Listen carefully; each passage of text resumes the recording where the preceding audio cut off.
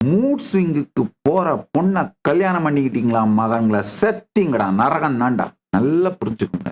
எப்பேற்பட்ட சரியான காரணத்தை சொன்னாலும் உங்கள் கோபத்தின் வெடிப்பு, இந்த ஃபிளேர் அப் ஆகிறது, மூட் ஸ்விங்குக்கு போறது, அதனால உங்களுடைய ஆர்கன்ஸ் டைரக்டா டேமேஜ் ஆகுதுங்கய்யா.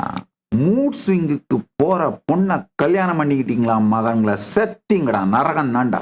ஐயோ சாமி, மூட் ஸ்விங்குக்கு போகாத பொண்ணு எங்க சாமி கண்டுபிடிக்கிறது? கண்டுபிடிக்க முடியல, சும்மா இருப்போ.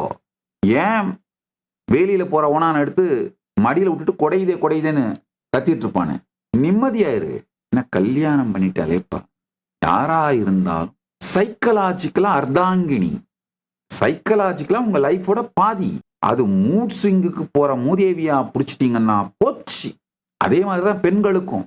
எங்க பார்த்தாலும் வாய வைக்கிற பொறுக்கி பையனா பிடிச்சிங்கன்னா போச்சு.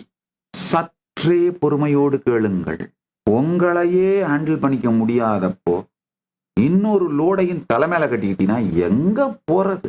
உடனே ரொம்ப புத்திசாலி மாதிரி சில பேர் கேள்வி கேட்பாங்க.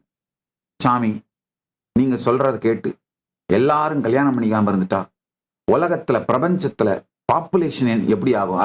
அடுத்த தலைமுறை எப்படி உருவாகும்? என்னையா லூசுத்தனமான கேள்வி. இந்த கேள்வி கேட்கறது எப்படி தெரியுமா இருக்கு? உலகத்துல இருக்க எல்லாரும் புத்திசாலி ஆயிட்டா என்ன பண்றது அப்படின்னு. அந்த மாதிரி ஆக மாட்டானுங்க முதல்லையா. அது உண்மை, அதான் அடிப்படை. ஒருவேளை ஆயிட்டாங்கன்னா அப்ப வர்ற பிரச்சனையை அப்ப ஃபேஸ் பண்ணிக்கலாம். இப்பவே டெஸ்ட் டியூப் பேபிஸ் வந்துருச்சு இல்ல. மேரேஜும் குழந்தை வளர்ப்பையும் பிரிஞ்சு போச்சு இல்ல சொசைட்டில ஆல்ரெடி. ஏன்னா அந்த கே கப்பிள்ஸ், டிரான்ஸ்ஜெண்டர் கப்பிள்ஸ் எல்லாம் அடாப்ட் பண்ணி குழந்தை வளர்க்கலாம், இல்ல ஆர்டிபிஷியலா குழந்தை பெற்றுக்க முடியும் தான் வந்துருச்சு மெத்தடாலஜிலாம். ஏற்கனவே லேப் ப்ரொடியூஸ்டு சில்ட்ரன் குழந்தைங்க வர ஆரம்பிச்சிட்டாங்க.